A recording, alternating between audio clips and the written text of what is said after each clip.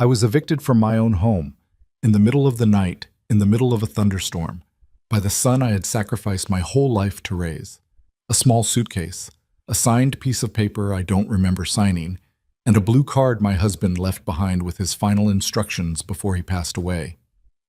I am Evelyn Harper, 68, widowed, penniless, standing in the rain, but I haven't lost. If you're reading this story, like it, comment the city you're reading from so I know how far my story has come, and don't go anywhere because what happens next will change everything you think you know about family, about trust, and about how strong a woman can be. The rain started around 9 o'clock that evening, the kind that didn't build slowly but arrived all at once, sheets of it hammering the windows and drowning out every other sound in the house. I remember standing in the kitchen doorway with a cup of tea I hadn't touched yet, watching the water run down the glass in crooked lines and thinking about Richard. That happened a lot those days. 6 months after his death, and I still reach for him constantly. Turned to say something in the car, started to call his name from the bottom of the stairs before I caught myself. Grief isn't clean. Nobody tells you that. It's not a stage you pass through. It's a room you live in, and sometimes the walls close in without warning. I heard Vanessa's heels on the hardwood before I saw her. She had a particular way of walking through rooms she'd decided belonged to her. Deliberate, unhurried, like she was taking inventory. She'd moved into the house 5 months earlier, right after the funeral, and from the first week she'd begun the slow process of rearranging things. My kitchen became her kitchen. My living room became a space where I needed to ask before I sat down in my own chair. My husband's study, where his books still smelled like him, became Vanessa's home office within 6 weeks of us lowering him into the ground. Evelyn. She said my name the way people say it when they've already decided the conversation is over. Daniel wants to talk to you in the living room. I'm having my tea. It won't take long. It never did with Vanessa. She had a way of making everything sound efficient and reasonable until you were already in the middle of it and couldn't find the exit. I set the cup down and followed her. Daniel was standing near the fireplace. He was 41 years old, my only child, and that night he looked like a man who had rehearsed something and was afraid he might forget his lines. He had Richard's height and none of Richard's steadiness. Where his father had been still, Daniel was always moving, fingers tapping, jaw tightening, eyes shifting to Vanessa every few seconds like she was the prompter standing just off stage. "Mom," he gestured to the sofa. "Sit down." "I'm fine standing." He glanced at Vanessa. "We need to talk about the house," she said. And there it was. She hadn't even let him start. "What about the house?" I said. "We've been talking to the estate attorney," Daniel said. "There are some things we didn't fully understand about Dad's will, about the way the property was structured." "I understood it perfectly," I said. "The house is mine. Your father made sure of that." Vanessa smiled. It was the smile she used when she thought you were being simple. "That's not quite what the paperwork shows, Evelyn. There are joint provisions that weren't explained to you properly at the time. We've had someone go through everything, and the situation is more complicated than you realize." "Who's someone?" "Our attorney." "Your attorney reviewed my husband's estate documents." "Our family's estate documents," she said. "We're all family here." I stood very still. Outside, the rain was getting heavier. "What exactly are you telling me?" I said. Daniel took a breath. "We think it would be best for everyone, for the estate, for the clarity of everything going forward, if you moved into the guest suite over at the Whitmore. It's a beautiful place. Private. You'd have everything you need." The Whitmore was a senior living facility 2 towns over. I had driven past it once. The parking lot was always empty. "You want me to move into a nursing home," I said. "It's not a nursing home. You want me to leave my house. Mom, the house your father built." My voice came out quieter than I expected, and I think that surprised all 3 of us. "The house where we raised you, where we buried your grandmother's ashes in the garden because she loved the roses. You want me to leave that house and go live in a facility." Daniel's jaw tightened. "The estate is complicated. We're trying to simplify." "No." I said it flat. "No. I am not going anywhere." Vanessa stepped forward. She had a folder in her hands that I hadn't noticed before, and she laid it on the coffee table between us like she was setting down a final verdict. "Evelyn, We had Dr. Morrison complete a cognitive evaluation last month. You mentioned to him that you were having trouble with dates, with managing your medications. I said I missed an appointment. That is not a cognitive evaluation. Dr. Morrison's assessment is that there are some concerns. Daniel is your next of kin. He has a responsibility. Daniel is my son, not my guardian. She smiled again, slower this time. That's something that may need to be revisited. That was the moment I understood what I was actually looking at. It wasn't a conversation. It was an announcement. They had been building this for months, quietly, carefully, the way you build something you don't want anyone to see until it's already finished. I thought about the forms I'd signed in those foggy weeks after the funeral, the ones Daniel had brought me in stacks, patient and kind, explaining that they were routine estate matters, that my signature was just a formality, that Dad would have wanted things handled efficiently. I had trusted him. I had been drowning in grief, and I had trusted him, and I had signed. I thought about the bank statements I'd stopped receiving. We set up online access for you, Vanessa had said, showing me a tablet I didn't know how to use. Everything's there whenever you want it. But when I'd ask specific questions about specific amounts, the answers were always vague, always circled back to complexity, always ended with, "Let us handle it, Mom. That's why we're here." I thought about the medication, the little yellow pills my doctor had prescribed after I started having trouble sleeping, how Vanessa had quietly taken over managing them, how I'd felt slower than usual for months, heavier in my thoughts, like everything was happening through glass. I stood there in the living room of my own house, in the home Richard and I had filled with 40 years of living, and I understood for the first time that I had been very carefully, very deliberately dismantled. "I need to think," I said. "Of course," Vanessa said warmly. "Take your time. But Daniel and I feel that the sooner we can get things sorted, the better for everyone's peace of mind." I went upstairs. I sat on the edge of the bed Richard and I had shared for 38 years. His pillow still held the faintest trace of him, or maybe I only imagined it did because I needed it to. I sat there for a long time while the rain beat against the windows, and I thought about what I had just been told. And underneath the shock, underneath the hurt, something else was beginning to move. Something quiet and sharp that I hadn't felt in a long time. I got up and opened the drawer of Richard's nightstand. He had showed it to me once, 7 years before he died. "This is for later," he'd said, which wasn't like him. Richard dealt in the present, not in vague futures. "If something happens, if you ever need something you don't know you need." He had pressed a card into my hand. Blue, plain, no logo I recognized, a name and a number on the back in his handwriting. "What is this?" I'd asked. "Insurance," he said. "Not the kind you buy, the kind you build." I'd put it in the drawer and mostly forgotten about it. But that night, with the sound of Vanessa's heels still echoing in my memory, I opened the drawer and it was there. The blue card. Exactly where he'd left it. "When the time comes, trust the blue card." Those were the exact words he'd used, and I hadn't understood them until that moment. I held it in my hands for a while. Then I went to the closet and I started to pack. I didn't take much. One suitcase. The photographs I kept in the box on the shelf, not all of them, just the ones I couldn't leave behind. My jewelry, what was left of it. My own medications, which I'd been quietly stockpiling after I'd begun to suspect that the ones Vanessa gave me weren't quite what my prescription said. A set of documents I'd had the sense to photocopy the previous week, after overhearing a phone conversation I wasn't supposed to hear. I had the suitcase packed and sitting by the bedroom door by 11:30. I went downstairs. Vanessa was still awake, sitting at the kitchen table with her laptop open and a glass of wine at her elbow. She looked up when I came in, and something passed over her face. A flicker of surprise, maybe. She'd expected me to fold. That was the thing about people like Vanessa. They were brilliant at reading weakness and completely blind to the moment weakness ran out. "I'm leaving tonight," I said. She blinked. "Evelyn, I heard you talking earlier this week, on the phone." I watched her face change. "I don't know who you were talking to, but I heard enough. I know about the doctor's forms. I know what you're planning. You're upset." "No." I set my keys on the counter. My house keys. "I'm clear. There's a difference. And I want you to know that I am walking out of this house tonight by my own choice. I am not confused, I am not incompetent, and whatever comes next, you will not be able to say I didn't understand what was happening. I picked up my suitcase and I walked to the front door. Daniel was at the top of the stairs.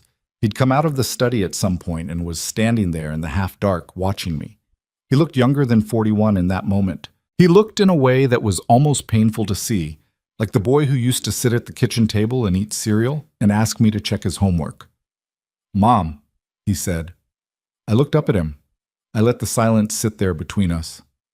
"I hope," I said quietly, "that you understand what you've let her turn you into." I didn't wait for an answer. I opened the front door. The rain hit me immediately. Cold, heavy, relentless.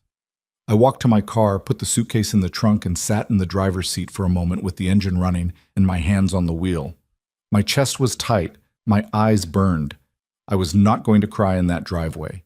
I was not going to give that house, or the people in it, that particular thing. I pulled out and drove. There was a motel 20 minutes from town, the kind of place that didn't ask questions and still had a vacancy sign in actual neon letters. The Lakeview Inn, though there was no lake visible from any of the windows. I paid for 3 nights in cash. I'd been keeping a small envelope of it hidden for 2 weeks, for reasons I couldn't have fully articulated, but that felt, in hindsight, like some deeper part of me had already known this night was coming. The room was small and smelled faintly of old carpet and the kind of cleaner that's supposed to hide it. The bedspread was brown. The heater rattled. There was a painting of a covered bridge on the wall above the bed, slightly crooked, and I didn't fix it. I sat on the edge of the bed with the blue card on the table beside me, and I did something I hadn't really allowed myself to do since Richard's funeral. I put my face in my hands and I cried. Not the quiet kind. Not the kind that's still holding itself together. The other kind. The kind that comes from somewhere so deep and so old that it doesn't have a name, just a sound. I cried for Richard, for the way he'd been taken so fast, so suddenly, that I hadn't had time to prepare. One morning he was there, making coffee, and complaining about the weather forecast. And 3 days later I was standing in a funeral home, picking out a casket while someone offered me water in a paper cup. I cried for the months I'd spent drowning after that, reaching for a hand that wasn't there, making myself vulnerable in exactly the ways I'd never been allowed to be when he was alive, because he was always there to steady me. I cried for my son, for the Daniel I'd raised, and the one who had stood at the top of those stairs and let me walk out into the rain. And I cried for myself, for the woman who had signed papers she shouldn't have signed, and trusted people she shouldn't have trusted and let grief hollow her out until she was easier to move. It took a while. When it was done, I felt wrung out and raw, and underneath all of that, something else, something steady. I picked up the blue card. The name on the back was Richard's handwriting, small and careful, the way he always wrote things that mattered. Bridgewater Trust and Legacy. Private. Call first. And below it, a number with an out-of-state area code I didn't recognize. I looked at it for a long time. Then I looked at the clock. 1:47 in the morning. The bank wouldn't be open for hours. I set the card down on the nightstand and lay back on the brown bedspread and looked at the water stain on the ceiling. The rain had slowed to something quieter outside. The heater rattled. The covered bridge hung crooked on its nail. I thought about Richard. About a specific morning, maybe 8 years ago, when I'd found him sitting alone in the kitchen at 5 a.m. with a cup of coffee and a legal pad full of notes. He'd startled when he saw me, then laughed at himself. "What are you doing up?" I'd asked. "Thinking ahead," he'd said. "You know me." I did know him. That was the thing.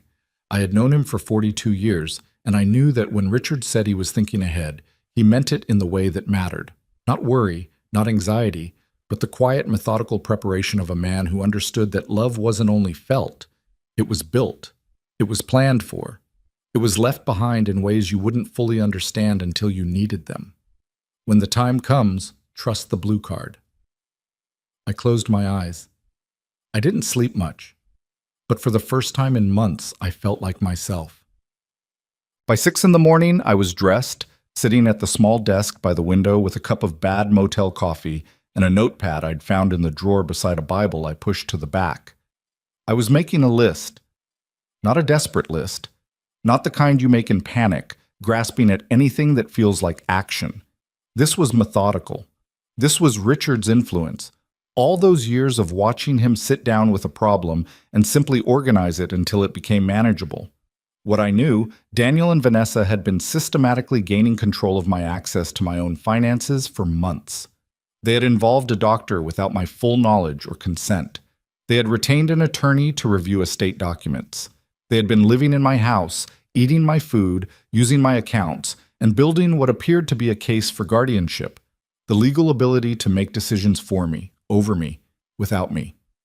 What I didn't know, how far along it was, whether legal documents had already been filed, whether the accounts had already been moved, whether there was anything left to fight for, or whether I had already lost it without knowing. And then there was the blue card. I wrote that at the bottom of the list and circled it twice. I'd trusted Richard with everything for 42 years. His judgment had been wrong before. He was human. He made mistakes. There were years that were hard and conversations that nearly broke us and decisions I disagreed with deeply. But this particular thing, this quiet, private, this is for later, this felt different. This felt like a man who had seen something coming and had prepared for it, not because he doubted me, but because he loved me enough to plan for a version of the future where I would need to fight. I thought about what Vanessa had said. The situation is more complicated than you realize. She had meant it as a threat. I was beginning to think she had no idea how right she was. The morning was cold and gray, the streets still wet from the night's rain. I drove into the center of town and found a diner that was open early and sat at the counter and ordered eggs I didn't really taste. The woman behind the counter was in her 60s, hair pulled back, quick with the coffee refills. She didn't ask me anything personal, which I appreciated more than she knew. I watched the town wake up through the window. Delivery trucks, a man walking a dog who hadn't adjusted its pace for the weather, a woman jogging in a yellow raincoat, utterly committed. Ordinary. Ordinary Thursday morning for everyone except me. I turned the blue card over in my fingers. There was a woman in our neighborhood when Daniel was small. Margaret Holt. She'd been widowed young and then spent 15 years having her finances slowly eaten by a son and his wife, who smiled at her in public and spoke for her in private. By the time she understood what was happening, there was almost nothing left. I had brought her soup sometimes, sat with her in her kitchen while she tried to explain to me how it had happened so gradually, how each step had seemed reasonable at the time, how she'd kept telling herself it was family, and family didn't do things like that on purpose. I remembered thinking, and this was the thought that shamed me most when I remembered it now, I remembered thinking that I would never let something like that happen to me, that I would see it coming, that I was too sharp, too aware, too firmly in possession of myself. Pride. It was pride, plain and simple, and grief had cut right through it like it didn't exist. But I was awake now. I left a tip on the counter and I went back to the motel, and I waited for the bank to open, sitting in the parking lot with the engine running and the blue card in my hand and Richard's voice in my memory, as close as he'd been in months. When the time comes. The time had come, and I was not, as it turned out, someone who could be put in a facility and forgotten about. Richard had known that. Whatever he'd put behind this little blue card, whatever insurance, whatever foundation he'd been quietly laying, I was going to find it, and then I was going to use it. The bank opened at 9. I watched the lights come on through the glass doors from across the street. I counted to 10. I gathered myself. I got out of the car. The lobby was quiet that early, the kind of careful hush that banks have in the mornings before they fill up with the noise of the day. There were 2 tellers and a woman at a side desk who looked up when I came in with the particular attention of someone who's been trained to assess people at the door. I was 68 years old, wearing yesterday's clothes, no appointment, carrying a blue card that didn't look like anything she'd seen before, and I probably looked exactly like what I was, a woman who had spent the night in a motel room and hadn't slept more than 2 hours. I need to speak to someone about a trust account, I said. Private. My husband set it up. His name was Richard Harper. Something changed in her expression. It was slight, not alarmed, not even particularly surprised. Just a small recalibration, the way a face changes when it's made a quiet connection. "Of course," she said. "Can I have the card?" I handed it across the desk. She looked at it for a moment, then she stood up. "I'll get the branch manager." She said it with a kind of evenness that told me this was not the first time someone had come in with this card, that whoever Richard had been working with, they had prepared for this moment. They had expected at some point that someone would walk through that door wet and hollow and holding this small blue rectangle. They had expected me. The branch manager came out from the back. He was younger than I'd expected, mid-40s, careful suit, expression of someone who had been briefed on something and was choosing his words accordingly. "Mrs. Harper," he said, "I'm glad you came in." He extended his hand. "My name is Warren Elfield. I think your husband wanted very much for us to meet." I shook his hand. "He told me," Warren said carefully, "that when you came in, not if, when, he wanted me to make sure you understood everything completely, all of it, no simplification." I looked at him steadily. "Then let's sit down," I said, "and you can start from the beginning." He nodded. He led me back to his office. He closed the door. And the world I thought I'd lost began to show me what had been waiting beneath it all along. Warren Elfield's office was small and unremarkable. A desk, 2 chairs, a window that looked out onto the parking lot rather than anything worth seeing. There was a framed photograph of 2 children on a hiking trail and a coffee mug that said "World's Okayest Golfer" that someone had clearly given him as a joke. Nothing about it suggested that what was about to happen in this room would rearrange the entire architecture of my life. He closed the door, sat down, and folded his hands on the desk with the careful deliberateness of someone who had thought about this meeting. "Mrs. Harper," he said, "before I show you anything, I need to ask you a few questions. Standard verification. I hope you understand. Ask whatever you need." He asked me Richard's full name, his date of birth, our wedding anniversary, and the name of the street where we'd lived before we moved to the house on Callaway Drive.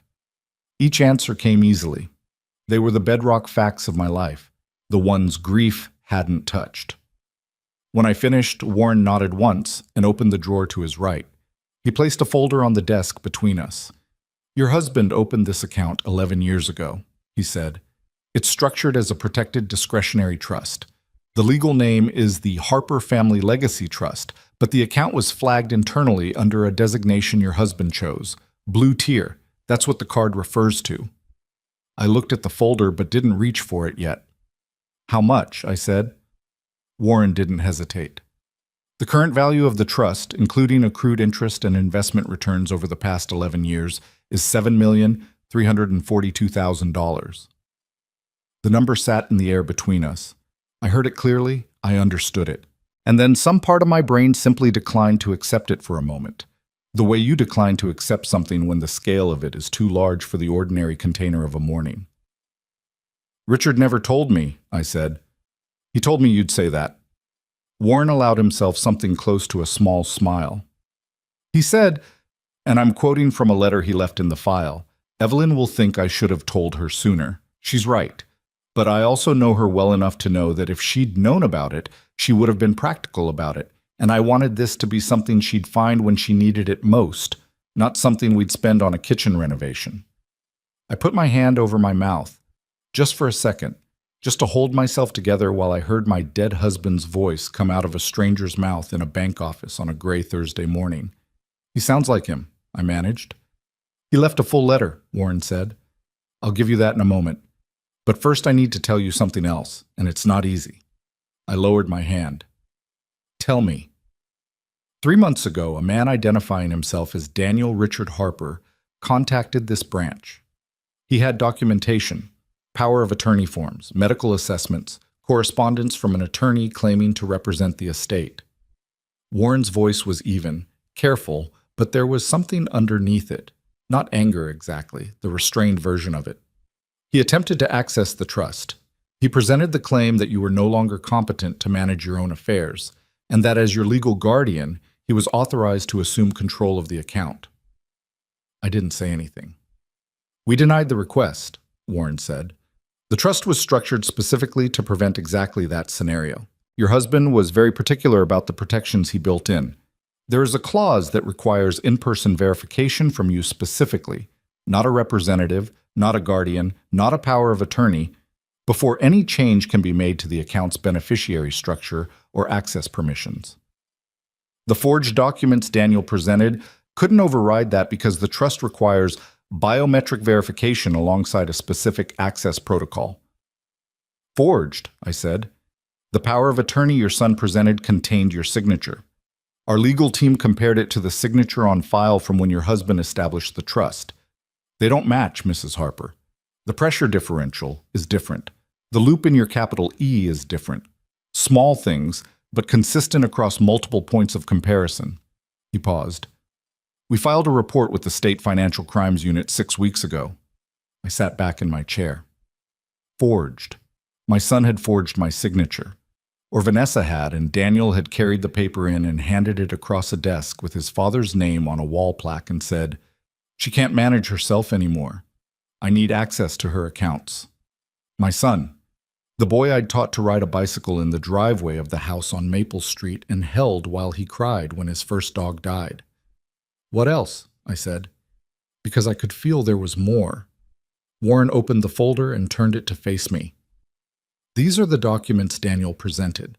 I want you to look at them carefully because what he submitted wasn't just a power of attorney. He also presented this. It was a letter on medical letterhead. Dr. Alan Morrison, the same name Vanessa had dropped the previous night. The letter was 3 paragraphs, clinical in its language, and it described a patient, me, as exhibiting signs of progressive cognitive decline, impaired judgment, difficulty managing financial decisions, and emotional volatility inconsistent with the baseline personality profile of a competent adult. I read it twice. Then I set it down. Dr. Morrison has been my physician for 4 years, I said. I went to him after the funeral because I wasn't sleeping. He prescribed something for anxiety. I saw him twice. I understand. He never administered any cognitive test. He never once raised any concerns about my mental state to me directly. He asked me how I was doing, and I said I was struggling, and he wrote me a prescription. My voice was calm. I was aware of keeping it that way. This letter is a fabrication. Yes, Warren said simply. We believe so too. I stared at the letterhead. Dr. Alan Morrison, MD Family Practice and Geriatric Care. I thought about the little yellow pills, the ones Vanessa had managed so carefully, counted out each morning, placed beside my orange juice with a solicitous smile. I thought about how clouded I'd felt for months, how the edges of things had blurred, how I'd started to wonder sometimes if maybe they were right, maybe something was wrong with me, maybe I wasn't as sharp as I'd always been. I need to ask you something, I said to Warren, and I need you to be honest with me. Of course. Is it possible that someone could have been slowly altering my medications to make me appear less competent, to make the symptoms described in that letter more plausible? He was quiet for a moment.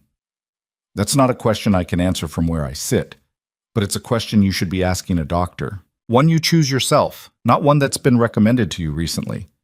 I nodded. I filed that away. Warren reached into the folder again and produced an envelope. My name on the front in Richard's handwriting. Just Evelyn, the way he'd always written it on birthday cards and notes left on the kitchen counter, slightly slanted, the letters leaning toward each other like they were telling a secret. He asked me to give you this when you came in, Warren said. He stood up. Take as long as you need. I'll get you some coffee, the real kind, not the lobby stuff. He left the room. I held the envelope in my hands for a moment. It was sealed.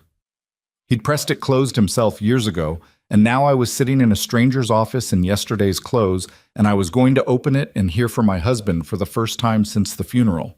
I slid my finger under the flap. The letter was 2 pages, handwritten, dated 4 years before his death. The handwriting was careful at the start and got slightly looser toward the end, the way his always did when he was writing from the heart rather than the head. Evelyn, he'd written, if you're reading this, then something has happened, and I'm not there, and I'm sorry for that in ways I don't have language for. I hope I was wrong to prepare for this. I hope this letter sits in Warren Elfield's drawer until we're both too old to read it, and then we burn it laughing at how cautious I was. but I know the people in our life. I know our son. And I love Daniel the way I love you, without conditions. But love without clear eyes is just hope wearing a blindfold, and I have never been good at being blind. I had to stop reading for a moment. I built the trust because I knew that grief changes the ground beneath a person. I knew that if I went first, you would be vulnerable in the months right after. Not because you're weak, you are one of the least weak people I have ever known, but because grief makes every familiar thing feel unreliable, and I didn't want anyone to take advantage of that unfamiliar ground. Warren has instructions. The trust is protected. No one can touch it without you standing there in person and giving the word. If Daniel is the reason you're reading this, forgive him if you can, but protect yourself first. Forgiveness is something you give when you're standing on solid ground. Get to solid ground. If Vanessa is involved, and my gut says she might be, trust your gut back. You always had better instincts than you gave yourself credit for. I have left more than money. Ask Warren about the second folder. He'll know what you mean. I love you. I always will. The rest is details. Richard. I folded the letter and put it back in the envelope and sat with it in my hands for a long moment. The framed hiking photograph watched me from the wall. The parking lot sat gray and unchanged outside the window. Warren came back with coffee. He set a mug in front of me and sat down without asking if I was all right, because he had the good sense to see I wasn't and that I didn't need to be asked. He mentioned a second folder, I said. Warren reached into the drawer again. The second folder was thicker. Inside were documents I hadn't expected. Account statements, transfer records, a series of correspondence between an attorney named Patricia Weil and Richard, spanning years. Patricia Weil, according to the business card clipped to the top of the file, was a specialist in elder financial law and estate protection. Your husband retained Ms. Well, 3 years before he died, Warren said. She has copies of everything in that folder. She's been waiting to hear from you. I looked down at the documents, bank statements from accounts I hadn't known existed, joint accounts that Daniel and Vanessa had apparently discovered and begun making inquiries about, transfer requests that had been blocked, correspondence from an attorney I didn't recognize making claims about Richard's estate on Daniel's behalf, claims that contradicted the actual terms of the will. And then, near the bottom of the stack, something that made my hands go still. It was a printout, an email exchange. The sender was Vanessa's personal email address, which I recognized because I'd seen it on the shared calendar she'd set up for the household after the funeral. The recipient was the unrecognized attorney, a man named Gerald Foss. The date was 2 months after Richard's death. The email was brief and efficient in the way that Vanessa did everything. Gerald, the Morrison assessment is progressing. Expect documentation within 6 weeks. Once guardianship petition is filed, we move on the primary account. Daniel's on board but needs management. Don't contact him directly. Everything through me. V. I read it 3 times.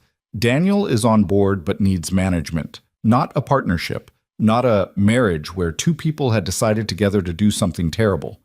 An operation with Vanessa as its architect, and my son as a tool she'd calculated and deployed. I didn't know whether that made it better or worse. Both, maybe. Both at the same time. How did Richard get this? I asked. Ms. Weil had a contact in Gerald Foss's office, Warren said carefully. I don't know the details, but your husband had been gathering documentation for over a year before he died. He suspected something was being planned. He didn't know the timeline or the specifics, but he knew the shape of it. My husband had spent the last year of his life quietly, carefully building me an escape hatch. He'd been sick, and he'd been in pain, and he'd sat with attorneys and bankers and built a fortress around me while I made him soup and thought the worst was a disease. I need to call Patricia Weil, I said. I already let her assistant know you were here, Warren said. She's available whenever you're ready. Patricia Weil's voice on the phone was not what I expected. I'd imagined someone severe, someone with the clipped efficiency of a person who spent their days in depositions. Instead, she sounded like a woman in her late 50s who had seen a great deal and had stopped being shocked by any of it, which was its own kind of severity. Mrs. Harper, she said, Richard spoke about you constantly. He was very specific that when you called, I was to tell you immediately, you have more ground than they think you do. I'm beginning to see that. They filed a motion yesterday, she said. Emergency guardianship petition. Daniel Harper versus the estate of Richard Harper, naming you as the subject of the petition. She said it without softening it, which I respected. They're claiming cognitive impairment, inability to manage financial affairs, and emotional instability. They've included the Morrison letter and a supporting affidavit from Gerald Foss. Filed yesterday, I said. While they were sitting across from me in the living room telling me I should think about the Whitmore facility. Yes. They had already filed before they even spoke to me. Yes, Patricia said again. The conversation last night wasn't an offer. It was a formality. They were giving you the chance to go quietly before the court process began. I stood at the window of Warren's office and looked at the parking lot and breathed. A woman was loading groceries into her car with the careful efficiency of someone who had a long list of things to do today. Ordinary. Everything out there was ordinary. Patricia, I said, tell me what we have. She told me. It took 40 minutes, and by the end of it I had filled 4 pages of the notepad Warren had given me. The trust was untouchable. The protections Richard had built in were so specifically designed that even a successful guardianship petition couldn't override the in-person verification clause. The forged power of attorney gave us a fraud claim. The email exchange gave us evidence of premeditation. The Morrison letter, combined with my own testimony and the prescription records I could obtain, gave us a foundation to challenge the medical assessment directly. There's one more thing, Patricia said. Richard's will. The actual, original will, not whatever version Gerald Foss has been representing to the courts. The house on Callaway Drive is yours outright. No joint provisions, no shared ownership. Whatever Daniel and Vanessa told you about complex estate structures was fabricated. The house is yours. My house, that I had walked out of in the rain with a single suitcase because I had trusted what they told me. I want to go back, I said. Not yet. Patricia's voice was firm. If you go back now, you're walking into a situation where a legal petition is already in motion. We need to be strategic. We need to build before we move. Can you stay where you are for a few more days? I'm in a motel. I know. I'm sorry. I'll make some calls, so there's a short-term rental available through someone I trust. Clean, private, no connection to anyone in your family's circle. You'll be more comfortable. I'm not worried about comfortable, I said. I'm worried about the house. The house isn't going anywhere. Daniel can't sell it. He can't transfer it. He has no legal authority over it regardless of what he's been told by Foss. Sit tight, Mrs. Harper. We're going to handle this properly. I hung up and sat for a moment with the notepad in my hands. The morning had started with me sitting in a diner eating eggs I couldn't taste, holding a card that might mean nothing. Now I was sitting in a bank manager's office with a trust worth more than $7 million, and a lawyer who had been waiting for me, and an email that proved my daughter-in-law had been orchestrating this for months. The ground beneath my feet had shifted completely. Not back to what it had been. That version of things was gone, and I was clear-eyed enough to know it, but to something else, something harder. Warren walked me out at noon. The sun had come out while I was inside, pale and uncertain, the kind of sunshine that follows a heavy rain and doesn't quite commit to warmth. Mrs. Harper, he said at the door.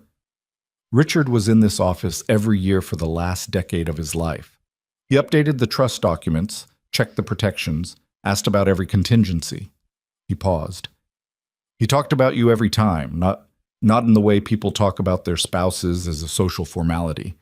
He talked about you like you were the whole reason for the exercise. I didn't trust myself to respond to that, so I just nodded. He was right about one thing, Warren said. What's that? He said when you finally walked in here, you'd come in ready. He said the one thing he was never worried about was whether you could handle it. I drove back to the motel. I sat in the parking lot and I looked at the notepad full of evidence and at Richard's letter on the passenger seat. And I thought about Daniel standing at the top of those stairs the night before, watching me leave, saying nothing. Daniel is on board but needs management. He was my son. He was also someone who had sat across a desk from a banker and handed over a document with my forged signature on it. Both things were true. They didn't cancel each other out. I opened my phone. I had 3 missed calls from Daniel and 1 text from Vanessa that said simply, "We're here to talk whenever you're ready." I put the phone back in my bag without answering. Somewhere in a courthouse, a petition with my name on it was sitting in a filing system, waiting for a judge to review it. My son and his wife had gone to bed the previous night in my house, in the silence after I'd driven away, probably believing that the hard part was over, that the rest would follow smoothly. The legal process, the accounts, the property, the tidy disappearance of an old woman who didn't know what she was sitting on. They had no idea what Richard had built. They had no idea what I was about to do. I started the car and pulled out of the parking lot. Patricia Weil had calls to make, and so did I. There was a private investigator she'd mentioned, someone who had worked on 3 cases like mine in the past 2 years, who knew how to document financial manipulation in ways that were admissible and persuasive and very, very hard to argue against in a courtroom. My hands were steady on the wheel. For the first time in 6 months, I felt like myself. Not the self that grief had carved down to almost nothing. The earlier self. The one who could walk into a room and read it completely. The one Richard had loved for 42 years and trusted enough to build a fortress around. The sun pushed through the clouds for a moment, fully this time, and the wet road ahead of me lit up like something had just been switched on. Patricia Weil had warned me that the hearing would be uncomfortable. That was the word she used, uncomfortable, which I'd understood to be a careful understatement from a woman who had spent 20 years in courtrooms and had calibrated her language accordingly. What she meant, I think, was that sitting in a room while your own son's attorney argued that you were no longer capable of managing your life was a specific kind of pain that no amount of legal preparation could fully cushion. She was right. But she had underestimated me, which was something people had been doing for 6 months, and which I had stopped apologizing for. The 9 days between leaving the bank and walking into that courtroom were the most concentrated period of my life. Patricia moved fast. The private investigator she'd mentioned, a woman named Carol Sutter, mid-50s, former fraud examiner for the State Insurance Commission, with the patient eyes of someone who had learned to wait for the moment a story revealed itself, was in my borrowed rental apartment within 48 hours of my first call. She sat across from me at the kitchen table with a recorder and a legal pad, and she asked me to walk her through every financial interaction I could remember from the past year, starting the week after Richard's funeral. I talked for 3 hours.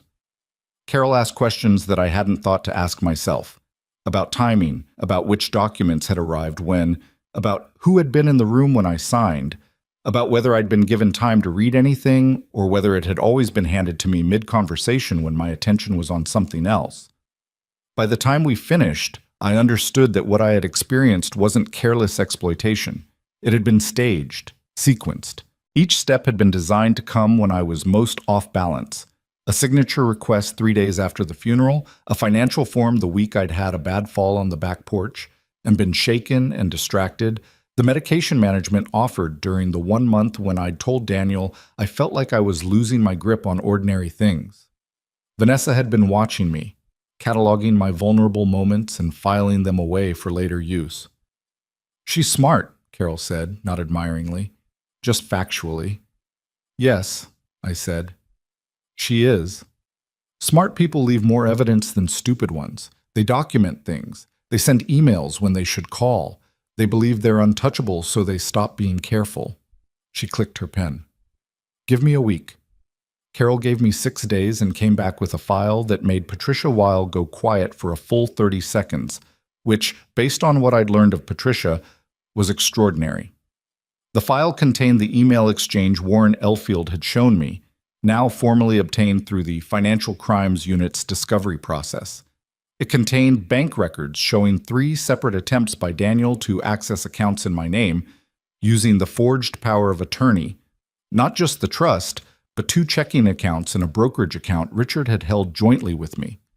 It contained a recording, legally obtained, Carol was precise about that, of a phone call between Vanessa and Gerald Foss in which Vanessa said, with the calm efficiency of someone ordering takeout, that the Morrison letter needed to be backdated to appear as though the evaluation had occurred 6 months earlier than it actually had. Backdated. A fraudulent medical letter, fraudulently dated, submitted to a court as evidence. And there was one more thing in Carol's file, something I hadn't expected, and that sat in my chest like a stone when I read it. Among the financial records, there were receipts, purchases made from a secondary account linked to my name, an account I hadn't known existed, that had been opened. Carol had traced it carefully, using a combination of my social security number and a signature that matched none of my known signature samples. The account had been active for 7 months. It had been used to pay for things: a 2-week vacation to Portugal, a set of furniture for the master bedroom at Callaway Drive, a series of transfers to a personal account in Vanessa's name. They had been spending money in my name, money they had manufactured the authority to access, and they had been doing it since before Richard was 6 weeks in the ground. I sat with that for a night.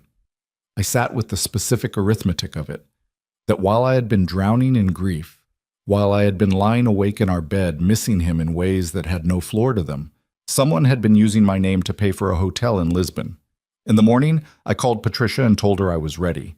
The emergency guardianship hearing was scheduled for a Thursday. The courtroom was smaller than I'd imagined, not the grand paneled room of television dramas, but a functional, slightly tired space with fluorescent lighting and chairs that had been recovered at some point in a fabric that had since faded to an indeterminate gray.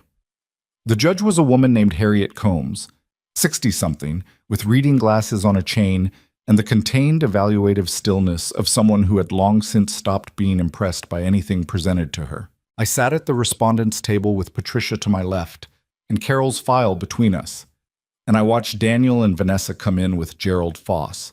I had not seen them since the night I'd walked out. 9 days. Daniel looked like he hadn't slept well. There were shadows under his eyes and a tension in his jaw that I recognized because Richard had carried the same tension when he was under pressure. The Harper jaw, I used to call it, that particular tightening that meant something was costing more than expected. He didn't look at me when he sat down. Vanessa did. She looked at me with the calm, assessing gaze of someone calculating distances, and then she arranged her expression into something composed and turned away. Gerald Foss was exactly what his emails had suggested. A man shaped by years of telling people what they wanted to hear. Polished suit, practiced sympathy, the kind of voice that rounded every hard edge. He opened with Daniel's petition in the measured tone of someone presenting a humanitarian concern rather than a legal power grab. "Your Honor," he said, "Daniel Harper brings this petition out of genuine filial concern for his mother, Evelyn Harper, who has been displaying a pattern of behaviors consistent with cognitive decline in the months following the death of her husband. We have a medical assessment from her treating physician, Dr. Alan Morrison, indicating significant impairment in the areas of financial judgment and emotional regulation. We have evidence of erratic decision-making, including Mrs. Harper's voluntary departure from the family home in the middle of the night during a severe storm. We are asking only that the court act to protect a vulnerable adult." Voluntary departure, that was what they were calling it. Not, we presented her with a fait accompli in her own living room and expected her to fold. Voluntary departure. I wrote the words on the notepad in front of me and drew a line under them. Patricia stood up. She was not a dramatic woman. She didn't have the courtroom theatrics of the lawyers I'd seen on television. The pauses, the strategic glances, the performed indignation. She was precise and she was quiet, and she had the particular authority of someone who knew exactly how much more she knew than the person across from her. "Your Honor," she said, "the respondent, Evelyn Harper, opposes this petition in its entirety and will demonstrate that the petition itself is the product of a coordinated scheme to defraud Mrs. Harper of her assets. We will show that the medical assessment presented by the petitioner was fabricated, that signatures submitted to this court and to financial institutions in Mrs. Harper's name were forged, and that the petitioner and his spouse engaged in a multi-month campaign of financial manipulation targeting a grieving widow. We ask that the petition be dismissed, and we will be filing cross-claims with this court today." Gerald Foss didn't move, but something in Vanessa's posture changed, a fraction, almost invisible, like a building that has absorbed a vibration it wasn't designed for. The judge looked at Patricia over her reading glasses. "Counsel, those are significant allegations." "We have documentation for every one of them, Your Honor." Judge Combs studied her for a moment. "Then let's proceed." What followed was 4 hours of testimony and evidence presentation, and I will not pretend it was clean or easy or that I sat there feeling powerful. There were moments when Patricia was presenting documents, and I had to look at the table because the content was too specific, too particular to the intimate architecture of my grief and how it had been used against me, to witness without losing my composure. There was a moment when the bank's legal representative confirmed on the stand that the power of attorney Daniel had presented contained a forged signature, and I heard Daniel make a sound beside his attorney, a short exhaled sound like the first step of a very long fall, and I had to press my hands flat on the table to stay still. Gerald Foss fought. He was good at what he did, which made it worse and also, in a strange way, easier. A skilled opponent makes you sharper, pulls you out of your feelings and into your strategy. He challenged the chain of custody of the email records. He argued that the signature analysis was inconclusive. He presented Daniel on the stand as a devoted son who had been misled by bad legal advice and had acted, however imperfectly, from a place of genuine care. Then Patricia called Carol Sutter. Carol was the kind of witness who made attorneys nervous because she spoke without theater. She stated facts the way other people state the time of day, flatly, with total confidence, connected to each other in a chain that didn't leave room for reinterpretation. She walked through the financial records with the unhurried patience of someone who has done this many times and knows that the numbers don't need embellishment. She presented the account opened in my name, the purchases, the transfers to Vanessa's personal account, the 3 attempts on the trust. When she produced the recording of Vanessa's phone call with Foss, the one where Vanessa discussed backdating the Morrison letter, the courtroom went the specific kind of quiet that isn't peaceful at all. It's the quiet that happens when a room full of people hears something that changes the shape of everything. Foss objected. The judge overruled him with a single word and told Carol to continue. Vanessa's voice came out of the speaker in Carol's laptop, clear, efficient, utterly recognizable. The Morrison letter needs to be backdated to appear as though the evaluation occurred 6 months earlier. I sat and listened to it and felt many things at once, none of them clean, none of them simple. Rage, yes, but underneath it something sadder and more complicated. The feeling of looking at a person you had shared a dining room table with for years and understanding that the version of them you had known was a performance so committed and complete that you had never once seen through it. Daniel looked at his wife. I watched him do it. I watched him turn and look at Vanessa, and I watched the specific moment when he understood fully the scope of what he had been part of. His face went through something complicated. Denial, then recognition, then something that wasn't quite shame but was adjacent to it. Vanessa did not look back at him. She was looking at the table in front of her with the total absence of expression that I now recognized as her default mode when she was calculating her next move. She had been calculating since the moment this started. She was calculating now. Gerald Foss requested a short recess. Judge Combs granted 15 minutes. During those 15 minutes, I sat with Patricia in the hallway on a bench that was harder than it looked, and Patricia said very quietly, "We have them." "I know," I said. "How are you doing?" I thought about it honestly. "I've felt worse," I said. "I've also felt better." She nodded. "That's about right for where we are." When we went back in, Gerald Foss made a motion to withdraw the guardianship petition. He presented it with the careful language of someone trying to limit damage, a strategic retreat dressed as a procedural concession. Judge Combs looked at him over her glasses for a long moment. "Counsel," she said, "this court has just heard evidence of forged legal documents, fraudulent medical assessment, financial fraud, and a recorded conversation suggesting deliberate falsification of court evidence. The withdrawal of the petition does not resolve those matters." "Your Honor, I'm not finished."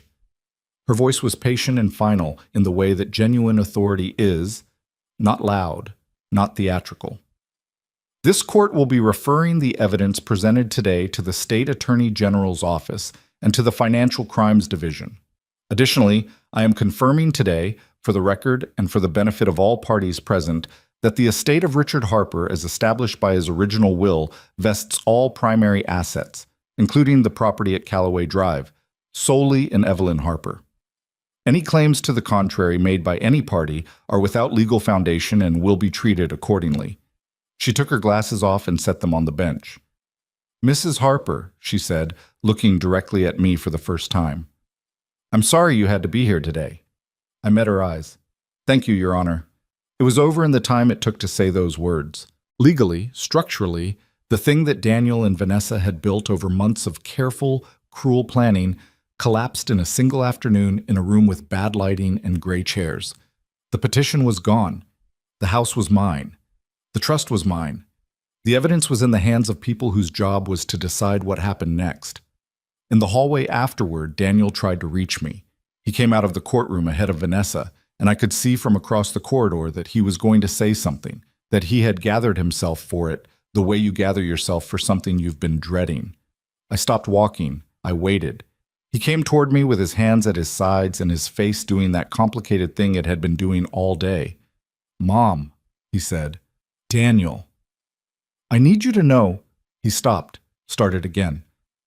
"I didn't know all of it. I know that doesn't—" "You signed documents," I said. "You walked into Warren Elfield's bank and handed them a forged signature and told them I was incompetent." He flinched. "I know." "You let her run this entire thing, and you told yourself it was for my benefit." "I know," he said again, and his voice broke on it slightly, which I noticed and did not allow to move me. "Not yet. Maybe not ever. I know what I did." "Then you also know," I said quietly, "that what you did is not something I can dismiss because you're standing in a hallway looking sorry." He didn't say anything. "Go home, Daniel, wherever home is now." I turned and walked back to where Patricia was waiting. Vanessa was nowhere. I scanned the corridor, and she was already gone. Had slipped out, as she always did, the moment the calculation shifted against her. She had seen the referral to the Attorney General coming, and she'd made the decision that the smart move was distance, and she'd moved without a word to the man she'd married. Daniel is on board but needs management. He'd been managed right up until the moment he became inconvenient, and then he'd been left standing in a courthouse hallway. Patricia walked me to my car. The afternoon had gone pale and cold, the sun already low. "What now?" I said. "Now we let the system do what it's supposed to do," Patricia said. "The financial crimes referral will take time. But you have your house, you have your trust, you have everything Richard left you." "And Daniel?" She was quiet for a moment. "That's not a legal question." "No," I said. "It isn't." I drove back to the rental apartment. I made tea. I actually drank this time. I sat at the kitchen table with Richard's letter in front of me, and I read the last paragraph again. Forgiveness is something you give when you're standing on solid ground. Get to solid ground. I was standing on it now. The ground was hard and cold and completely mine. What I did next with it, that was the question I wasn't ready to answer. Not today. Today had been enough. Outside the window, the streetlights were coming on one by one in the early dark, and the neighborhood was doing its ordinary evening things, and I sat in the kitchen of a borrowed apartment and understood for the first time in 6 months that the future was mine to decide. That was not a small thing. It was, in fact, everything. Patricia called me on a Saturday morning, 4 days after the hearing, while I was sitting on the small balcony of the rental apartment with coffee and the particular stillness that follows the end of something enormous. The legal machinery was still turning. It would turn for months, she'd warned me, the Attorney General's referral and the financial crimes investigation moving at the pace of institutions rather than people. But the immediate battle was finished, and I had been living in the unfamiliar quiet of its aftermath. "Vanessa's gone," Patricia said. "Her attorney contacted Foss's office yesterday to formally disassociate from the petition. She's left the state. Gerald Foss withdrew from Daniel's representation this morning." I set down my coffee. "Where did she go?" "Her family is in Arizona, that's the last known. But Mrs. Harper, she's going to be dealing with the Attorney General's office regardless of where she is. The recording alone is enough for obstruction and fraud charges. Running doesn't help her." I thought about Vanessa packing her things in my house. In the master bedroom with the furniture she'd bought on my fraudulent account. In the kitchen she'd colonized, in Richard's study where she'd set up her office. I thought about her doing it efficiently, without sentiment, the way she did everything. Calculating what to take, what to leave, which of the two people in that marriage was now a liability. "And Daniel?" I asked. He's still at the house. A pause. He's called my office twice. He's asking if you'll meet with him. I didn't say anything immediately. That's your decision entirely, Patricia said. There's no legal obligation either way. I know, I said. I'll think about it. I thought about it for 2 more days. I wasn't stalling out of cruelty. I genuinely didn't know what I wanted from a conversation with my son or what I had to give. There was a version of the meeting I could imagine where it was cathartic, where Daniel said the right things in the right order, and I felt some of the weight lift. But I'd spent 68 years on this earth, and I understood that those versions of things mostly existed in movies, and that real conversations between real people who had really hurt each other were messier and less satisfying, and rarely ended with everyone feeling resolved. But I also knew I couldn't leave it alone. Whatever Daniel was or wasn't, he was my son, and there were things that needed to be said. Not for his comfort, and not entirely for mine, but because some truths need to be spoken out loud into the specific air between the people they concern. Writing them in a journal doesn't do it. Rehearsing them in the shower doesn't do it. They need to be said face to face with the other person present and unable to pretend they didn't hear. I called Patricia and told her to arrange it. We met at the house on Callaway Drive on a Tuesday afternoon. I had not been back since the night I'd left, and pulling into the driveway produced a feeling I hadn't anticipated. Not the homecoming warmth I'd imagined, but something more complicated. The house looked smaller than I remembered, or maybe I was just different inside it now. The roses my husband had planted along the front walk were overgrown. Nobody had been tending them.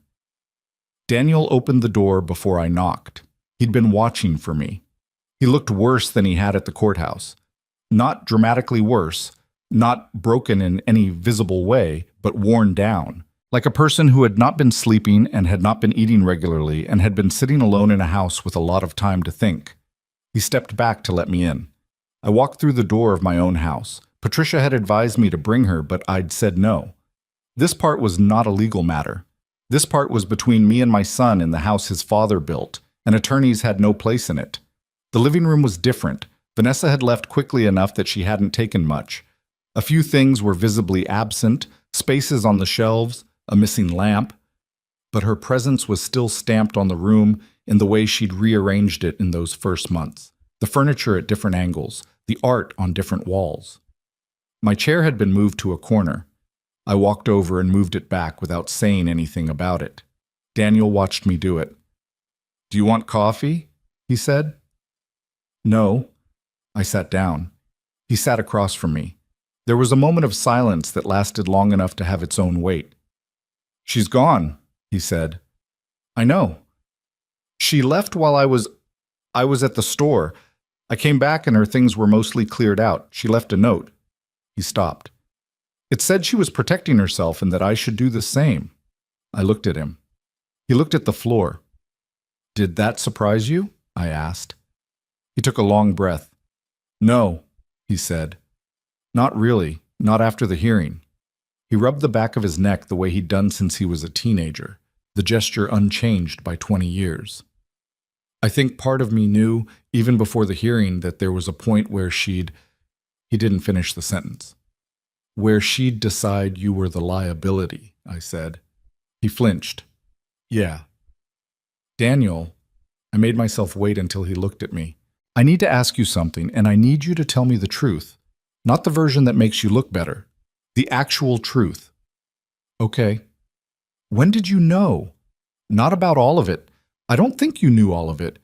But when did you know that what you were doing was wrong?" He was quiet for a long time, long enough that I thought he might not answer. Then he said, "The bank. When Warren Elfield turned us down." He looked at his hands. "Vanessa said it was a procedural issue, that we'd resolve it, that Dad had set things up in a confusing way, and we just needed the right documentation. But the way the bank handled it, they weren't confused, they were refusing.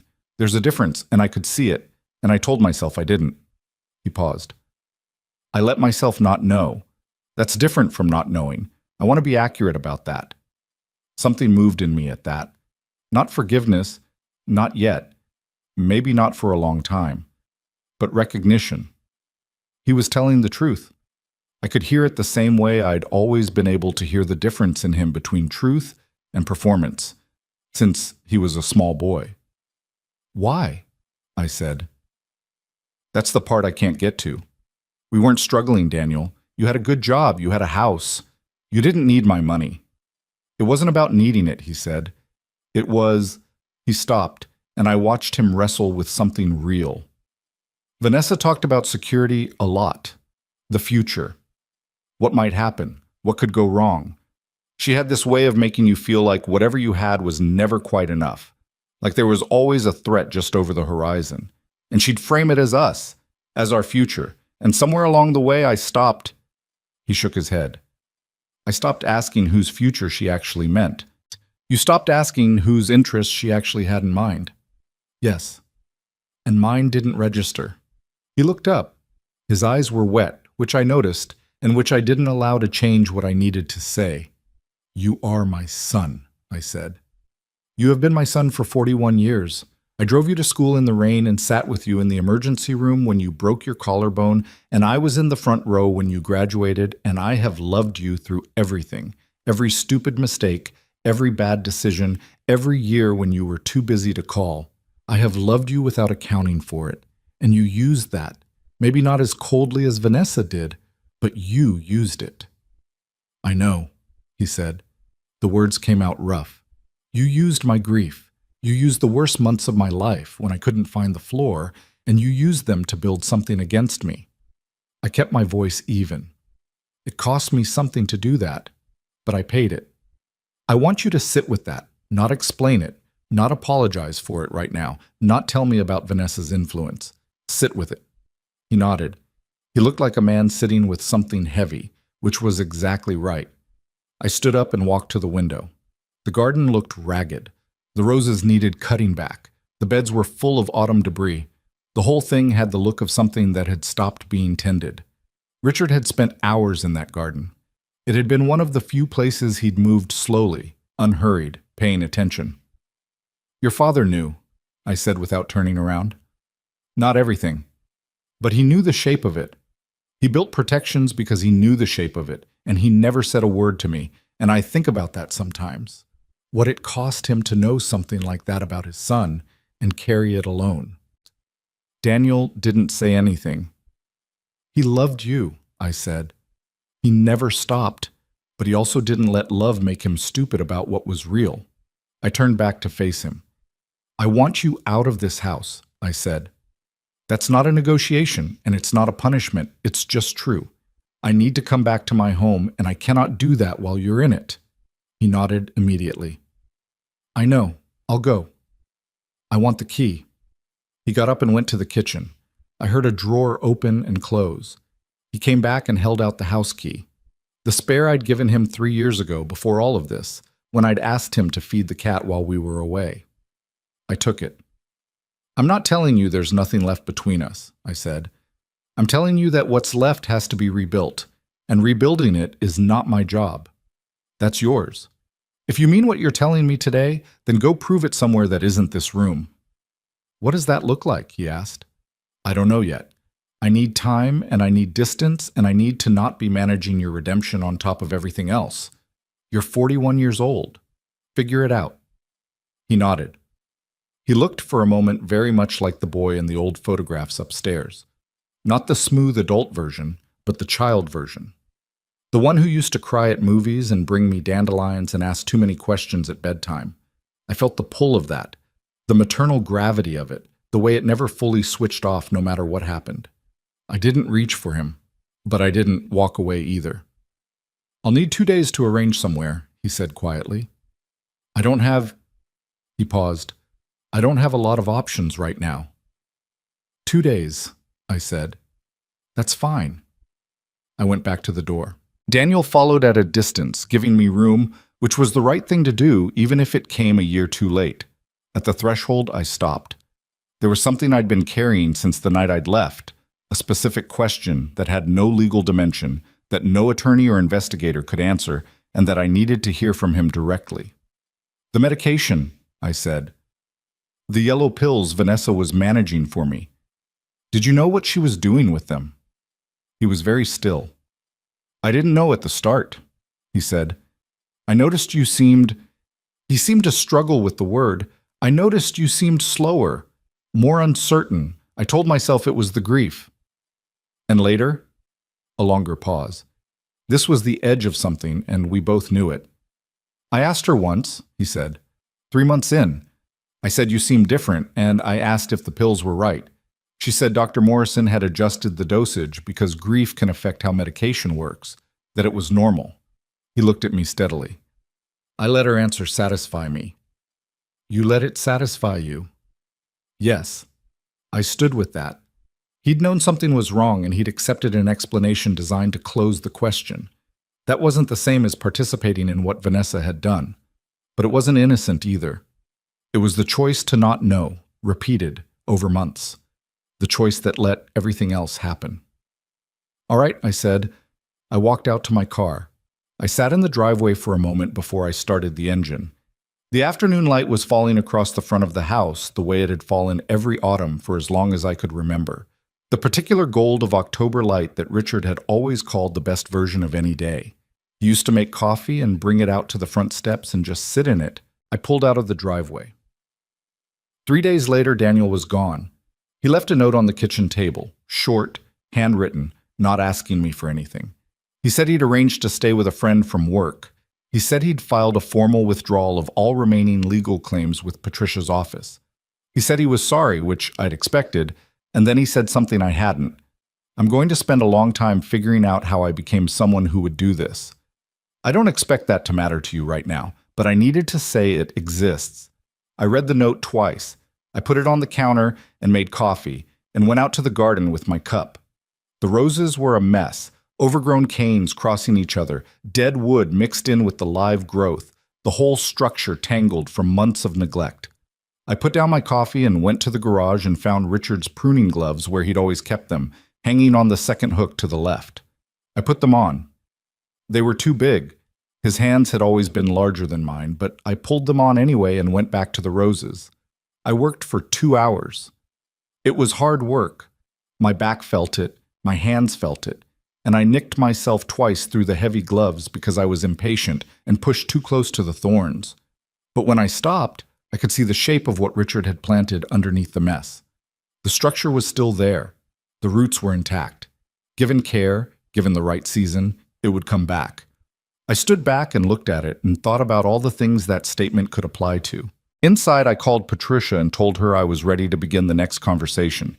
The one about the house itself, about what came next, about whether the place I'd spent 40 years of my life was still the place where I wanted to spend whatever came after. That was a conversation I hadn't been ready for until today. I was ready now. The gloves went back on the hook. Richard's hook, the second one from the left, exactly where he'd always kept them. Outside, the October light was doing its best work of the day. The decision to sell the house did not come all at once. It arrived the way most honest decisions do.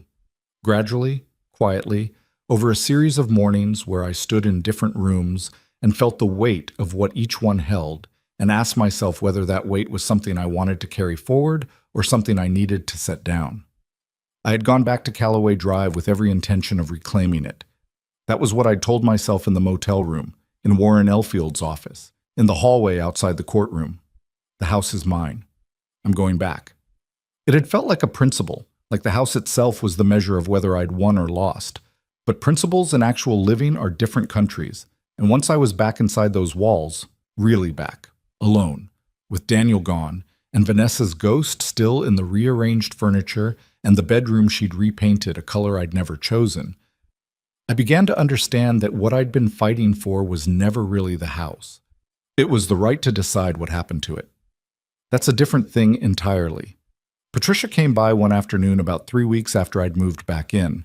I made tea and we sat at the kitchen table, and I told her I was thinking about selling. She didn't try to talk me out of it. She asked practical questions, timeline, price expectations, whether I had somewhere in mind to go. And I found that having practical questions to answer made the decision feel real in a way that just thinking about it hadn't. There's a town, I said. Millhaven. About 2 hours north. Richard and I drove through it once, maybe 15 years ago, on the way back from visiting his sister. It had a lake. I remember thinking it was the kind of place where people actually lived rather than just accumulated things. I paused. I don't know why I remembered it. I just did. Patricia looked at me over her cup. That sounds like enough of a reason. The house sold in 6 weeks. The market was better than I'd expected, and the buyers were a young family. 2 children, a third apparently on the way, a dog that had bounded through the front door during the showing and gone directly to Richard's garden as though it already knew where it belonged. I took that as a sign, which was not like me, but grief and survival change the way you read things. I kept almost nothing from the house. The photographs, Richard's letter, the pruning gloves still too big, still hanging in my mind on that second hook, a quilt my mother had made that had lived on the back of the armchair in our bedroom for 30 years. The small things, the things that carried him without being about the place he'd lived in. Everything else I let go. Moving to Millhaven was not simple or romantic. I want to be honest about that. I arrived in November, which is not the ideal month to fall in love with a lakeside town. The lake was gray and choppy, the trees were bare, and the charming main street I'd remembered from 15 years ago was half boarded up from a construction project that the hardware store owner told me had been almost finished for 2 years. My rental cottage had a heating system that functioned at roughly 60% capacity and a kitchen faucet that dripped regardless of how firmly you closed it. I lay awake the first night listening to that drip and I thought, this is the beginning.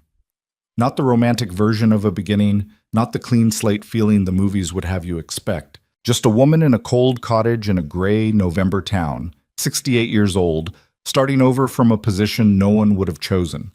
It was still a beginning. That mattered. I found a plumber for the faucet. I called the heating company and argued with them until they sent someone who actually fixed the problem, rather than assessing it for future reference. I bought heavy curtains and a better blanket and learned which burner on the stove ran hot. I found a grocery store with a good produce section and a coffee shop run by a man named Pete, who had been in Millhaven for 30 years and knew everything about everyone and shared none of it unless you specifically asked, which I respected enormously. Slowly, the town revealed itself to me the way places do when you're paying attention rather than just passing through. The lake in the mornings, before the wind came up, had a stillness that was unlike anything I'd known in the suburbs. Not the quiet of absence, but the quiet of presence, of something large and unhurried existing at its own pace. I started walking the shore path every morning. Not for exercise, though the exercise was welcome. Just to be in it. To let the morning be the morning without anything being required of me. It was during those walks that the idea for the Harper Initiative began to take shape. It started as something smaller, a thought I'd had during the final days of the legal process, when Carol Sutter had mentioned that the Financial Crimes Unit was working 3 other cases almost identical to mine, all involving older adults, all involving family members, all involving the same slow, patient accumulation of control disguised as care. 3 cases at once, in one division of one city. How many of these do you see? I'd asked her. More than people think, she'd said, and most of them don't have what you had. Most of them don't have a Richard. I'd thought about Margaret Holt, my neighbor from years ago, the woman who'd brought me soup and tried to explain how it happened so gradually. She hadn't had a Richard either. She hadn't had a blue card in a nightstand drawer. She'd had a son who smiled at her in public, and by the time she understood what was gone, the account was empty and the house was in his name and there was nothing left to fight with. What if she'd known earlier? What if someone had told her, not in the abstract, not in a pamphlet, but concretely, practically, what to watch for? What if she'd had access to an attorney who specialized in exactly this kind of exploitation before she needed to fight it? What if there had been somewhere to go with the first nagging feeling that something was wrong, before wrong became catastrophic? I started making notes on my morning walks, not formal notes, just thoughts I'd dictate into my phone, because writing while walking was beyond my coordination. Ideas about what such an organization might do. Education programs for older adults and their communities. Legal referrals.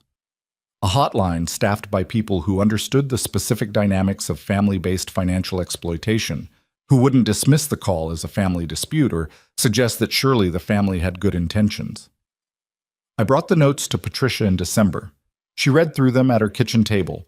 I'd driven the 2 hours down to the city to see her, And when she finished, she looked at me with an expression I hadn't seen from her before. Something beyond her usual contained professionalism, something that was simply, plainly, moved. "You know this is real," she said. "This isn't a retirement hobby. This is a real organization." "I know. It will take work. It will take money. I have money. It will take your time and your energy and your name. And your name comes with a story that is going to be public in ways that might not always be comfortable." "Patricia," I said, "I was pushed out of my house in the rain by my own son while my husband had been dead for 6 months. I am not particularly frightened of discomfort." She laughed at that. It was the first time I'd heard her laugh, and it was a good laugh, genuine and sudden, the kind that escapes before you decide to let it out. "All right," she said, "let's build it." The Harper Initiative was formally established the following spring. Patricia handled the legal structure and connected me with a board of directors. 3 people she trusted, 2 of whom turned out to become among the most important people in my life in the years that followed. We opened a small office in the city, kept the Millhaven Cottage as my home, and spent the first 6 months doing the foundational work that nobody sees, building the referral network, establishing the legal partnership program, training the hotline staff, developing the educational materials that would eventually reach community centers and senior living facilities and libraries across 3 states. I told my story publicly for the first time at a community forum in March. I'd rehearsed it, edited it, prepared for the specific discomfort of saying out loud, in a room full of strangers, that my own son had tried to have me declared incompetent to steal my inheritance. What I hadn't prepared for was the woman in the 4th row who started crying before I finished the first 10 minutes. Afterwards, she found me. She was 72, small, with the tight posture of someone who had been holding themselves together through sustained effort. Her name was Dolores. Her daughter-in-law had been managing her finances for 8 months. She'd been told it was for her convenience, that it was easier this way, that she shouldn't worry herself with complicated things. "I knew something was wrong," Dolores said, "but I kept telling myself it was family. You don't call the police on your own family." "No," I said, "you don't. But you can call us." We got her connected with a legal advocate that afternoon. The situation was salvageable. Not perfectly, not without loss, but it was salvageable, which it would not have been in another 6 months. I thought about that a lot in the weeks after. 6 months. The difference between something you can fight and something you can only mourn. I will not tell you that Vanessa faced swift and complete justice, because that is not how these things work, and I refuse to give you a cleaner version of reality than what actually happened. What I can tell you is that the Attorney General's investigation resulted in charges: fraud, forgery, financial exploitation of a vulnerable adult. Gerald Foss surrendered his law license. The process took the better part of 2 years, moved through continuances and motions, and all the deliberate slowness of a system that was built for thoroughness rather than speed. By the time it concluded, Vanessa had negotiated a plea arrangement that involved restitution and a suspended sentence, which was not the full consequence I might have wished for. But her name was on a public record now, attached to what she'd done, and that mattered more than I'd expected it would. The apartment in Portugal, I later learned, had been rented on her credit and not mine. The furniture in the master bedroom had been returned as part of the restitution order. These were small satisfactions, and I allowed myself to have them without pretending they were larger than they were. Regarding Daniel, this is the part I've thought about most carefully, because it is the part people most want resolved. And resolution, real resolution, the kind that actually sticks, is almost never what people imagine when they want it. He wrote me letters. Not emails, letters. Handwritten, mailed to the Millhaven address I'd given Patricia. The first one arrived about 4 months after he'd left the house, and I didn't open it for 2 weeks. I kept it on the kitchen counter and walked past it every morning and thought about what might be in it and what I was willing to do with it. When I finally opened it, it was not an apology designed to move me. He didn't ask for forgiveness, didn't explain himself in ways that seemed calculated to minimize. He wrote about what he'd been doing. He'd started attending a therapy group for people dealing with the consequences of harmful relationship patterns, which was described with the careful lack of self-pity of someone who understood that the therapeutic process was not an achievement to be reported, but a debt being slowly paid. He'd taken a position with a firm in another city. He'd been sober for 3 months, which I hadn't known he needed to be. and which told me something about the months with Vanessa that I hadn't fully understood. He said, I have been trying to understand the specific point at which I started choosing not to know things. I think it started before Vanessa. I think she found something that was already there, and she used it, and that doesn't make what I did your fault or hers instead of mine. It just means the work is deeper than I thought. I read that paragraph 4 times. I wrote back. Not warmly. I wasn't there yet, but I wrote back. Short, careful, the way you test the structural integrity of something before you put weight on it. I said I had received his letter and I was glad he was in therapy and I needed more time. That was all. More letters came. Over the following year, we built something. I can't call it a reconciliation. That word is too large and too permanent for what it actually was, which was more like 2 people learning to be in the same correspondence without it being painful. He came to Millhaven once, a year and a half after the hearing. I invited him for a single afternoon. We walked the lake path and I showed him the cottage and we had lunch at Pete's coffee shop and talked about ordinary things. His work, my work, a book we'd both happened to read, and did not talk about the things that were still too close to touch. He left at 4 o'clock. At the door of his car, he said, I know I don't get to say I'm proud of you, but I want you to know I think about what you built, and it matters. What you're doing matters. I said, I know. He drove away and I stood in Pete's parking lot and watched until I couldn't see the car anymore. I felt many things. None of them were simple. Some of them hurt, even now, even after everything. That is the truth about certain kinds of wounds. They don't go away entirely, they just become something you carry more easily, something that hurts less often and less sharply, until one day you realize you have walked a whole week without feeling it. That day came, slowly, unevenly. It came. I am standing on my porch now, the porch of the Millhaven cottage that I bought outright in the 2nd year, when the rental landlord decided to sell and I decided not to lose another house to someone else's choices. The lake is doing the thing it does in early morning when the light is low and the water is still. This particular shade of silver blue that I have never been able to describe accurately to anyone who hasn't seen it. The drip in the kitchen faucet has been fixed for 2 years, but I still hear it sometimes in the space between sounds, that old steady rhythm, and I think of that first night and the woman I was in it, cold and uncertain and beginning something she couldn't fully see yet. I want to talk to you now, directly, because if you have been with me through all of this, through the rain and the courtroom and the letters and the long quiet work of rebuilding, then I owe you something more than a story. I owe you the thing underneath it. Here's what I know. I know that love used as leverage is not love. The moment someone uses your love for them as a tool to extract compliance, to manage your behavior, to make you feel that questioning them is a betrayal of the relationship, that is not love operating. That is control dressed in love's clothing, and the disguise is convincing precisely because you have real feelings to exploit. I nearly lost everything to that confusion. I signed documents I shouldn't have signed because I love my son and love told me to trust. I swallowed pills I should have questioned because love told me that my daughter-in-law's concern was genuine. Love, unexamined, made me easy to use. Love that demands you stop asking questions is not love. Hold on to that. I know that the people who tell you that you're no longer capable of managing your own life are often the people who have the most to gain from you believing it. I let that voice get inside my head for months. I started to wonder if they were right, if I was slipping, if the slowness I felt was my mind rather than the medication they were choosing for me. Self-doubt in a grieving person is not weakness. It is the completely natural result of losing your anchor. But it is also exactly what certain people look for. The woman who doubts herself is easier to move than the woman who trusts her own judgment.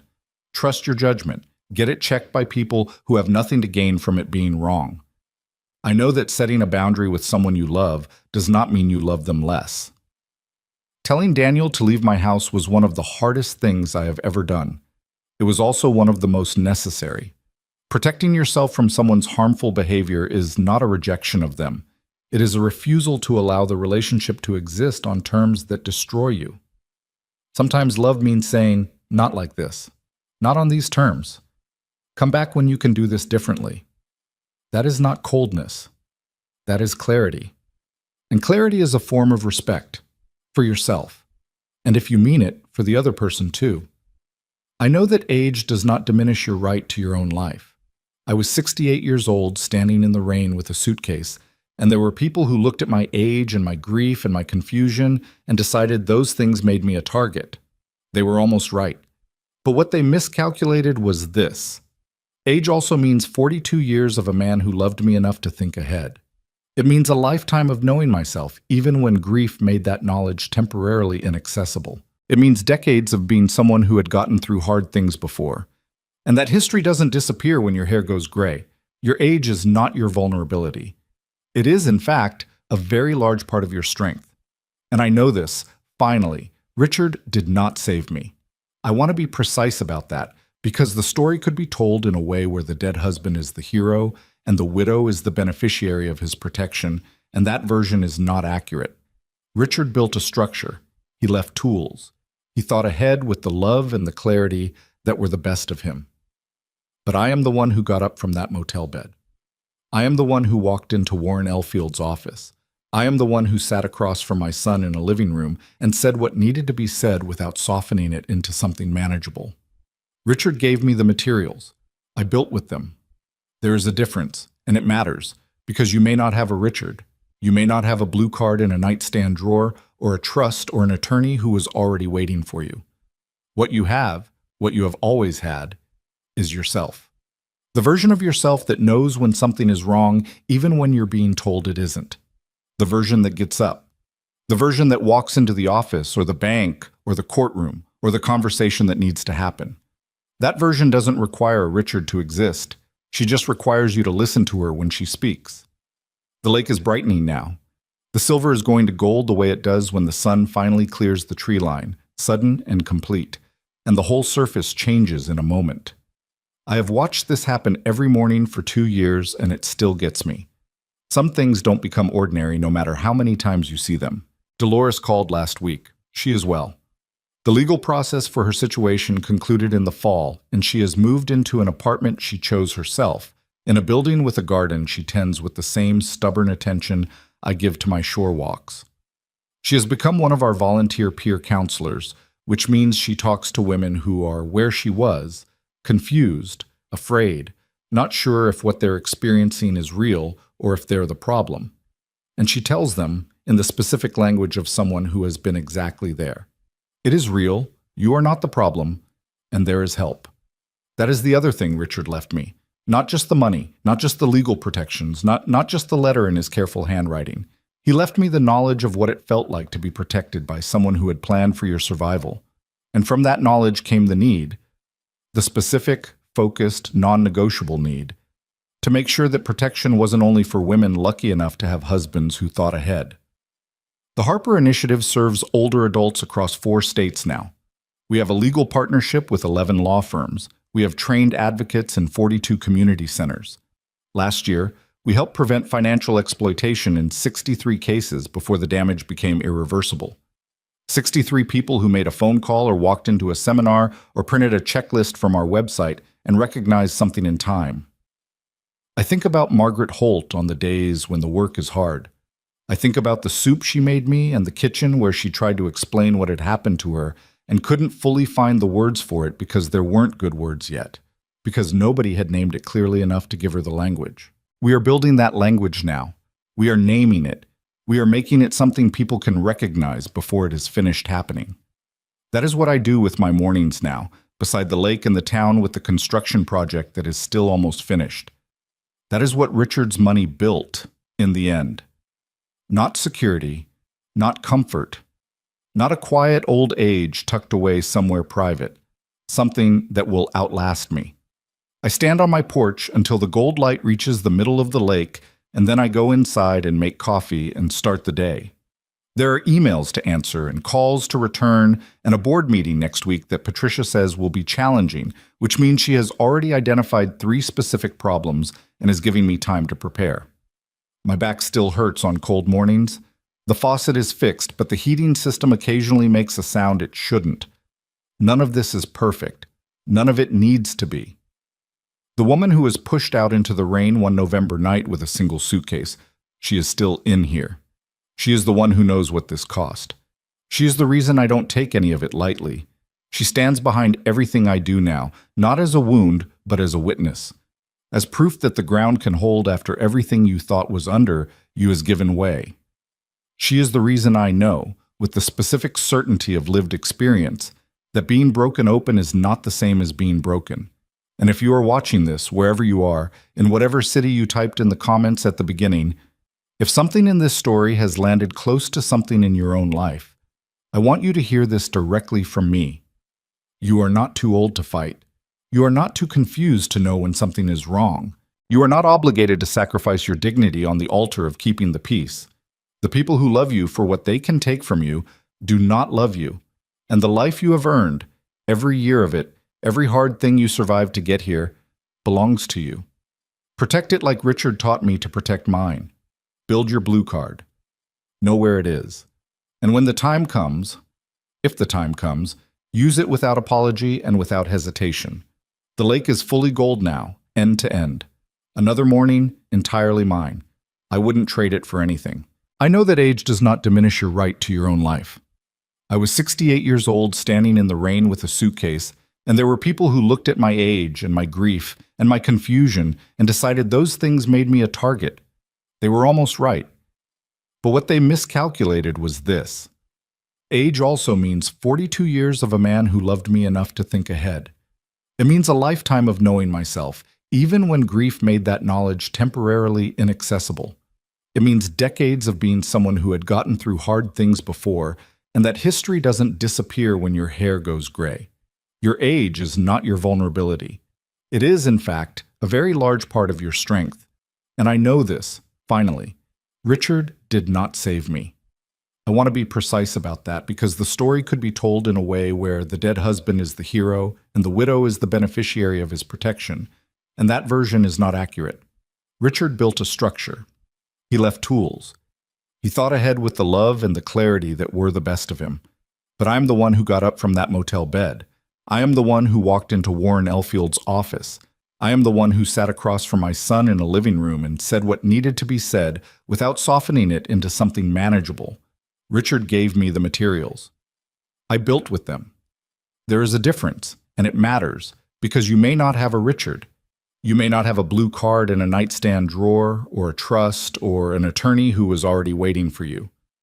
What you have, what you have always had, is yourself. The version of yourself that knows when something is wrong, even when you're being told it isn't. The version that gets up. The version that walks into the office, or the bank, or the courtroom, or the conversation that needs to happen. That version doesn't require a Richard to exist. She just requires you to listen to her when she speaks. The lake is brightening now. The silver is going to gold the way it does when the sun finally clears the tree line, sudden and complete, and the whole surface changes in a moment. I have watched this happen every morning for 2 years, and it still gets me. Some things don't become ordinary no matter how many times you see them. Dolores called last week. She is well. The legal process for her situation concluded in the fall, and she has moved into an apartment she chose herself, in a building with a garden she tends with the same stubborn attention I give to my shore walks. She has become one of our volunteer peer counselors, which means she talks to women who are where she was, confused, afraid, not sure if what they're experiencing is real or if they're the problem. And she tells them, in the specific language of someone who has been exactly there, it is real, you are not the problem, and there is help. That is the other thing Richard left me. Not just the money, not just the legal protections, not just the letter in his careful handwriting. He left me the knowledge of what it felt like to be protected by someone who had planned for your survival. And from that knowledge came the need, the specific, focused, non-negotiable need, to make sure that protection wasn't only for women lucky enough to have husbands who thought ahead. The Harper Initiative serves older adults across 4 states now. We have a legal partnership with 11 law firms. We have trained advocates in 42 community centers. Last year, we helped prevent financial exploitation in 63 cases before the damage became irreversible. 63 people who made a phone call or walked into a seminar or printed a checklist from our website and recognized something in time. I think about Margaret Holt, on the days when the work is hard. I think about the soup she made me in the kitchen where she tried to explain what had happened to her and couldn't fully find the words for it because there weren't good words yet, because nobody had named it clearly enough to give her the language. We are building that language now. We are naming it. We are making it something people can recognize before it is finished happening. That is what I do with my mornings now, beside the lake and the town with the construction project that is still almost finished. That is what Richard's money built, in the end. Not security, not comfort, not a quiet old age tucked away somewhere private. Something that will outlast me. I stand on my porch until the gold light reaches the middle of the lake, and then I go inside and make coffee and start the day. There are emails to answer and calls to return, and a board meeting next week that Patricia says will be challenging, which means she has already identified 3 specific problems and is giving me time to prepare. My back still hurts on cold mornings. The faucet is fixed, but the heating system occasionally makes a sound it shouldn't. None of this is perfect. None of it needs to be. The woman who was pushed out into the rain one November night with a single suitcase, she is still in here. She is the one who knows what this cost. She is the reason I don't take any of it lightly. She stands behind everything I do now, not as a wound, but as a witness. As proof that the ground can hold after everything you thought was under you has given way. She is the reason I know, with the specific certainty of lived experience, that being broken open is not the same as being broken. And if you are watching this, wherever you are, in whatever city you typed in the comments at the beginning, if something in this story has landed close to something in your own life, I want you to hear this directly from me. You are not too old to fight. You are not too confused to know when something is wrong. You are not obligated to sacrifice your dignity on the altar of keeping the peace. The people who love you for what they can take from you do not love you. And the life you have earned, every year of it, every hard thing you survived to get here, belongs to you. Protect it like Richard taught me to protect mine. Build your blue card, know where it is, and when the time comes, if the time comes, use it without apology and without hesitation. The lake is fully gold now, end to end. Another morning, entirely mine. I wouldn't trade it for anything.